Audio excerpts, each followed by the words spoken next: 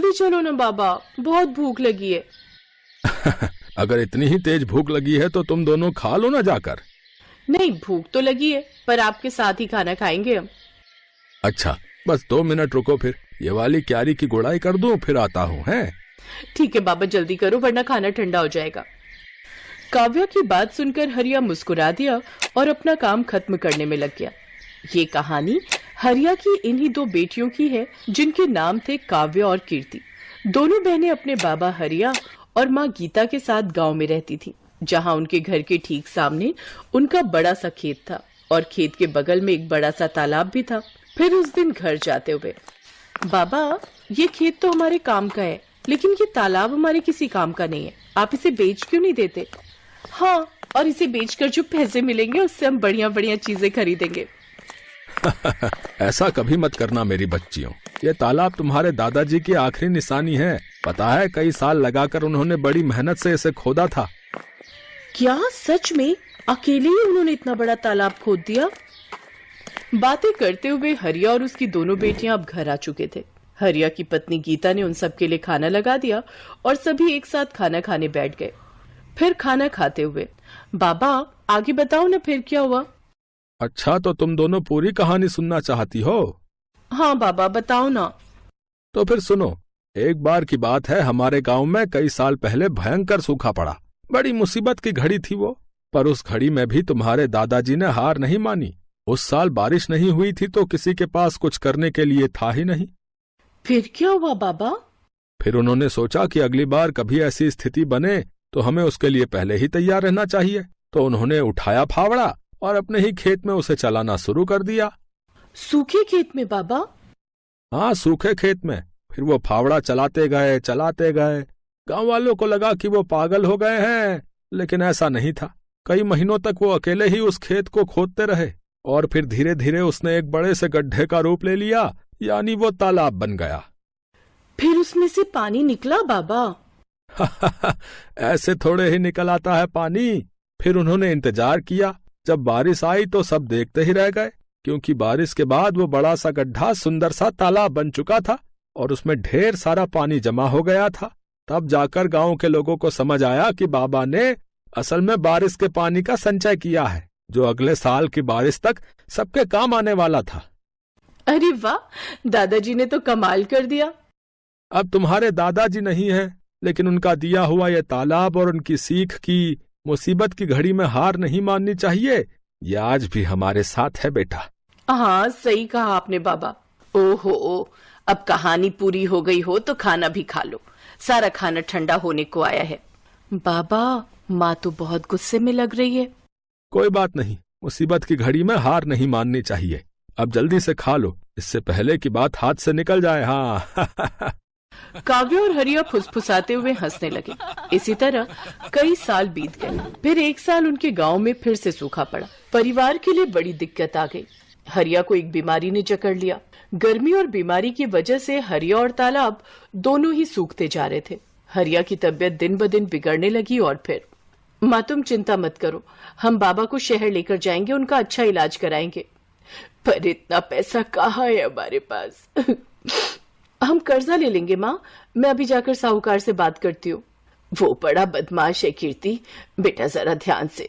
कीर्ति गांव के साहूकार के पास पहुंची और उसे अपने घर की सारी दशा बताई। ओहो, हरिया अच्छा आदमी है, इसीलिए तुम्हें कर्जा दे देता हूँ, लेकिन बदले में क्या गिरवी रखोगी? बताओ।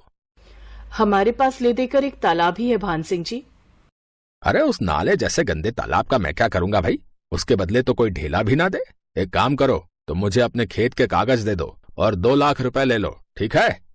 कीर्ति अपना खेत गिरवी नहीं रखना चाहती थी, क्योंकि ले देकर उनकी कमाई का एक वही जरिया था।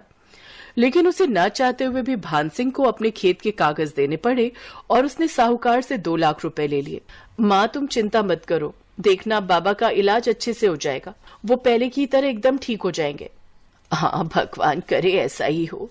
थोड़ी देर बाद पूरा परिवार बस में बैठकर शहर के लिए निकल पड़ा। वो लोग शहर के एक बड़े अस्पताल में पहुंचे, जहां उन्हें पता चला कि हरिया की किडनी खराब है और इलाज में 4 लाख रुपए लगेंगे।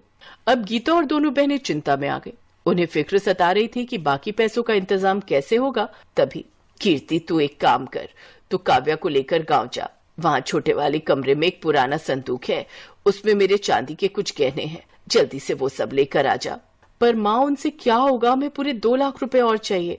अरे कुछ तो होगा, बाकी का भी देख लेंगे। गीता की बात मानकर दोनों बहनें वापस गांव चली आईं और घर पहुंचते ही उन्होंने उस संदूक को खोला।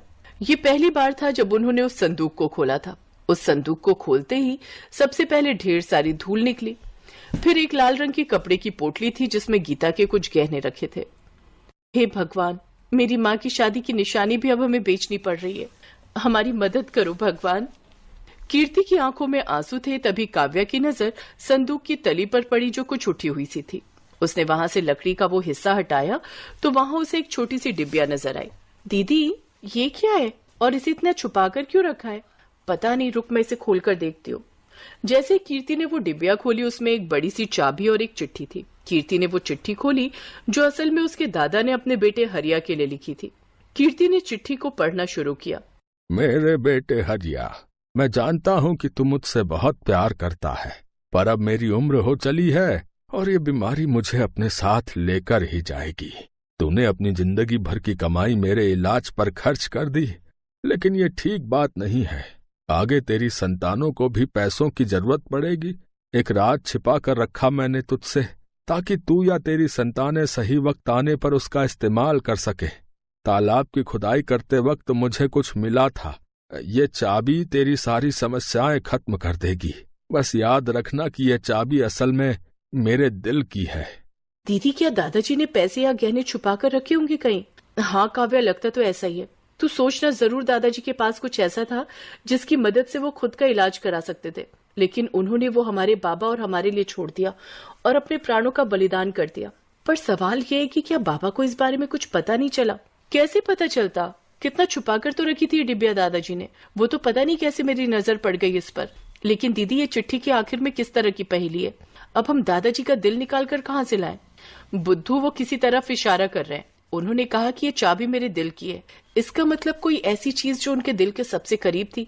उनके दिल के सबसे करीब तो बाबा हैं, पर बाबा में चाबी थोड़ी ही लगेगी, कुछ और सोच।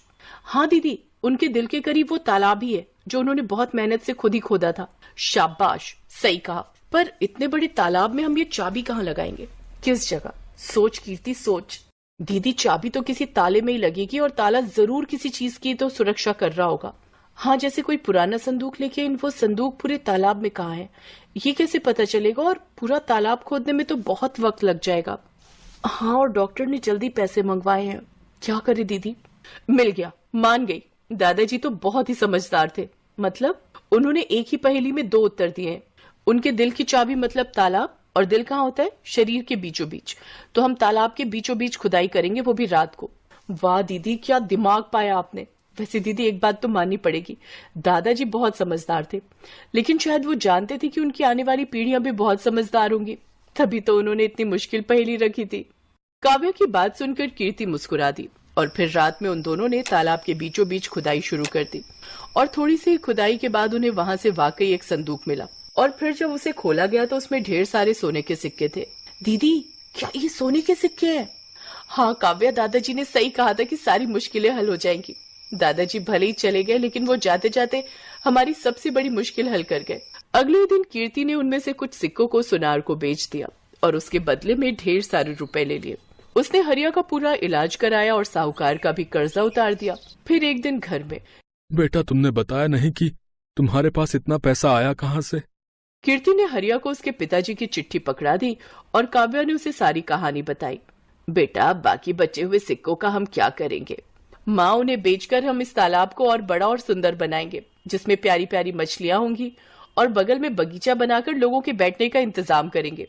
साथ ही साफ पानी के लिए प्याऊ भी लगाएंगे, ताकि हर बार जब भी कोई यहाँ आए तालाब के किनारे बैठकर ठंडा और मीठा पानी पिए और दादाजी के दिल को सुकून मिले।